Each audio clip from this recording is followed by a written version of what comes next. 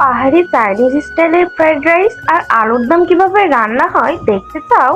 চ্যানেলটা সাবস্ক্রাইব করে দ্রুত দেখে নাও। সবার আগে দিদিভাই চলে যায় আমাদের আলুর জমিতে, আর সেখান থেকেই তুলে নিয়ে আসে ছোট্ট ছোট্ট নতুন গোল আলু।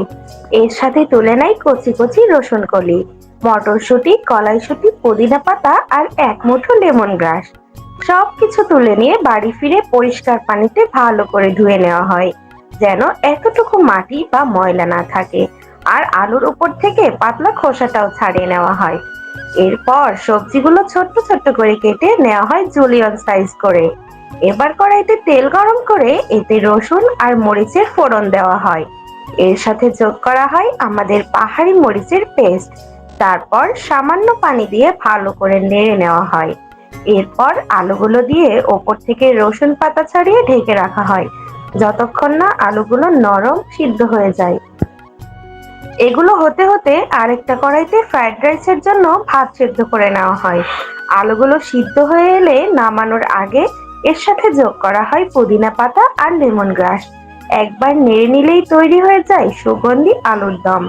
এরপর আরেকটি কড়াইতে তেল দিয়ে রসুন আর মরিচের ফোড়ন দেওয়া হয়। সাথে যোগ করা হয় ভাত, আলু, মটরশুঁটি, কলাইশুঁটি, লেমন গ্রাস আর পুদিনা পাতা। সবকিছু ভালো করে নেড়ে এর সাথে দেওয়া হয় কর্নফ্লাওয়ার মেশানো পানি। তারপর ঢেকে রাখা হয় কিছুক্ষণ। যখন কড়াই থেকে হালকা ধোঁয়া আর দারুণ সুগন্ধ বের হতে শুরু করে, তখনই বুঝে নিতে হবে আমাদের ফ্রাইড রাইস একদম তৈরি। আর ব্যাস, এভাবেই তৈরি হয় আমাদের পাহাড়ি ঘরোয়া চাইনিজ স্টাইলের ফ্রাইড রাইস আর সুস্বাদু আলুর দম। আজকের ভিডিও কেমন লাগলো কমেন্টে জানাতে ভুলো না। আজকের মতো বিদায়, আল্লাহ হাফেজ।